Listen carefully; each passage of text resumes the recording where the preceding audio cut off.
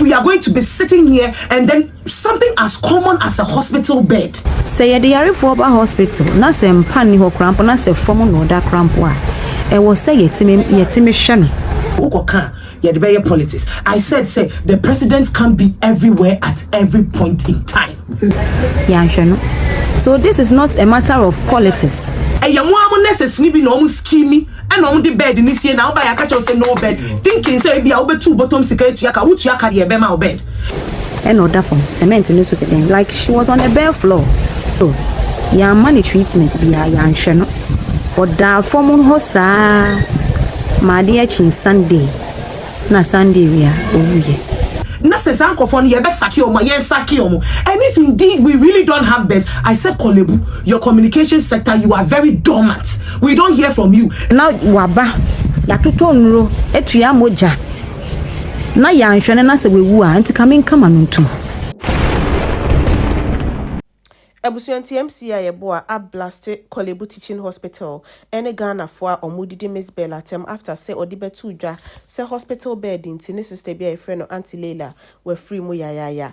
Korle Bu Teaching Hospital so I responded to Mzbel and semo obeka ye no a omo chest omo hia clarity o me chreche nsem ni mu yie na omo nti ase ampa ono so aba be chreche mu asan ya chire ma de kronti enam so a sister ni wu ye busua na asem na rehopa obeka ya on Monday 6 July 2026 and a sister Penny Mzbel ebe ye video bia na osu arehosu. Hey, Oma Penny! Muamudi mainsu, muamusha ya rezebia. Day na debia mpani Korle Bu. Ita mwina mumtisa mpani Korle Bu. Mpani Korle Bu. Ina mpabeba Korle Bu. Dabe. We are now in this Ghana sa uko Korle Bu. Ube wo. Because I'm penny wo.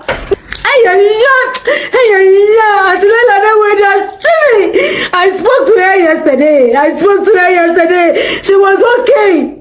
Second baby ayano. Empani Korle Bu to a woo. Empani Korle Bu. Never empani Korle Bu. The order from 1 day, 2 days, 3 days, 4 days. Not the part down from. Now we woo.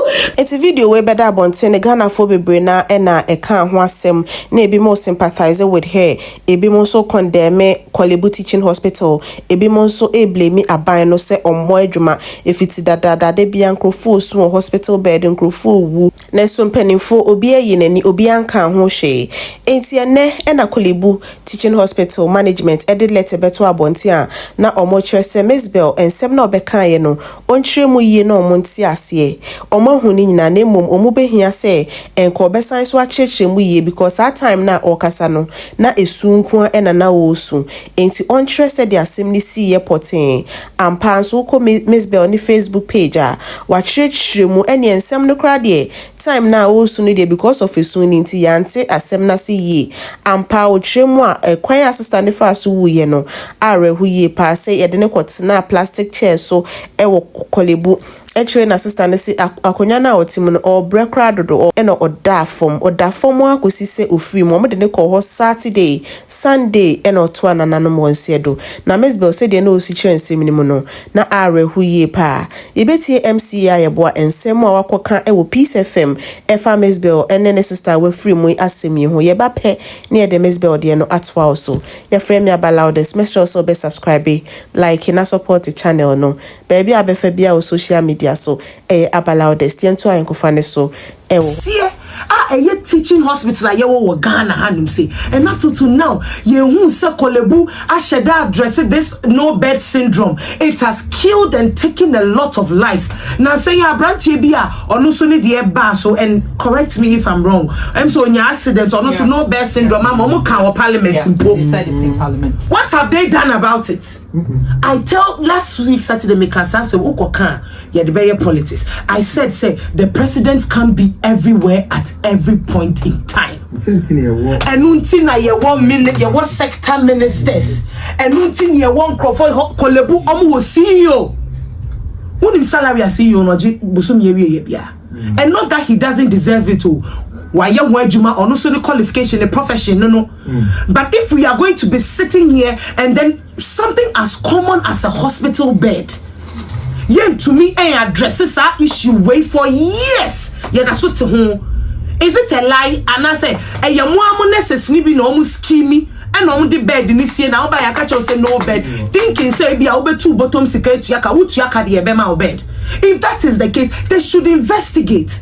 Nurses ankophone yebe saki omo yen saki omo. And if indeed we really don't have beds, I said Korle Bu, your communication sector, you are very dormant. We don't hear from you. Eti yebedu die nedu baby a mon fan to mo website, mo social media, mon communicate to Ghanaians say your largest teaching hospital in Ghana, Korle Bu, we don't have beds, so please don't bring your patients here. Yes, simple.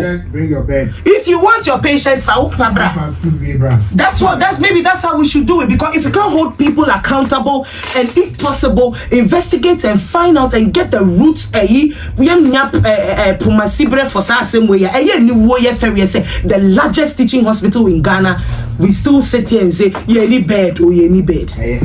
Me video in response to Korle Bu Teaching Hospital for press release amodi abeto abonten.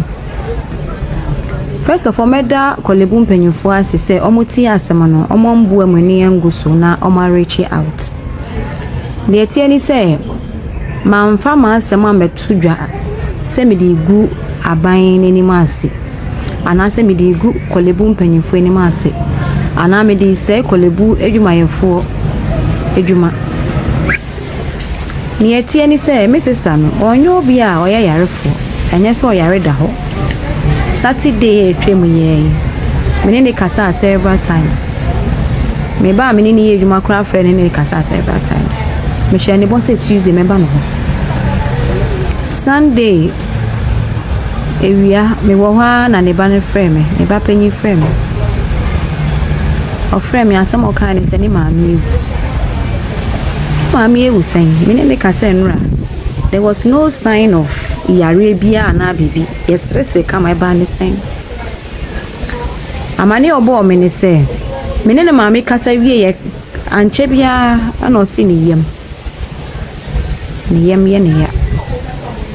Inteno never say Omoko Hospital. Into Omoko, the nearest clinic, Asha Clinic, Accra. Omoko ya hwe no ne transfer ne say onko Korle Bu. Omoko duru Korle Bu no. Yesi empani ho. Ni agina to ho ahwe no. Nti ye de net na plastic chair so. Sana ne yem ne ye ne se ne aircon no wanti ni antena plastic chair no so anche. Enti oda fom se tile so say terrazzo no so. And oda fom cement no so say like she was on a bare floor. Ya church from Roman baba no ne koye no eni nipa mienu ana omo ne ne wadwuma mu a asem ne siye ne baba no koto onro ne nyina na afa ya siye de moja abesi ne so omo ntua moja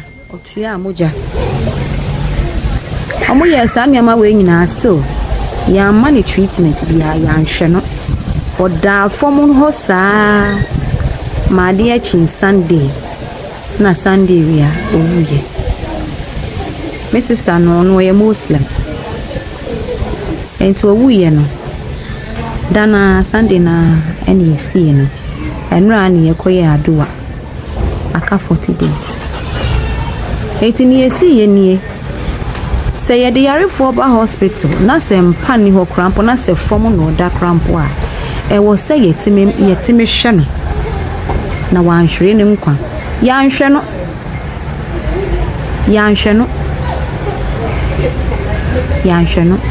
So this is not a matter of politics. Sisi content creators bi no afade create content and our buying and our politics. E bet me ato. Sa mpani one situation yenye na start here. Enye mama buying so na start here. Ye ade a ewo ho.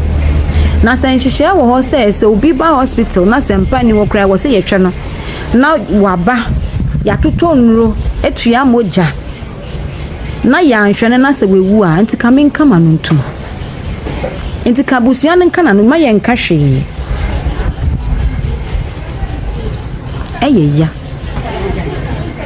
ne ma fo we chomo because we nya treatment oda fom ya nhwe no edro no so amokototo baaye no so on be free hospital na ba no Korle Bu for no G-dro no. Yamfa dro na ama mama musika na mdu koto yamfa mom. Ya refund sika bi ama mama ye mama sankra treska.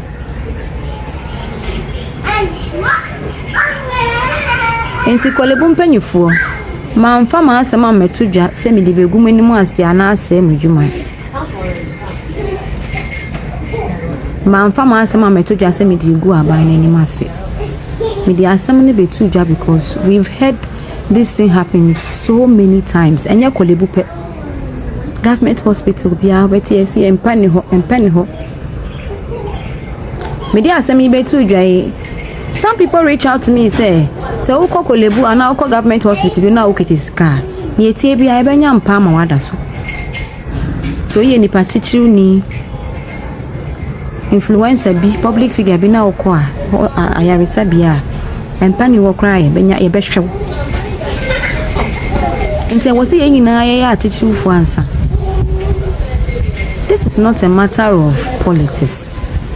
This is not a matter of religion. This is not a matter of spirituality. Mudi ye content. And a spiritual way, and a religious way, and a politics way. Bet me at two. Some mamma me can, but Korle Bu penny from bed who says I behave so cos. Mama, you. The way are some to be. Not a better jar. Mudi ye content.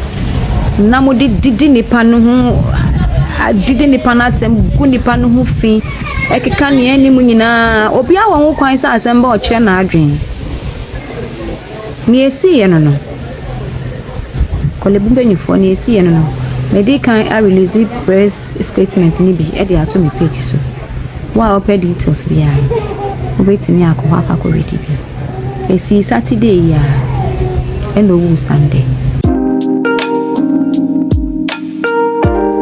Up the loudest. Loudest.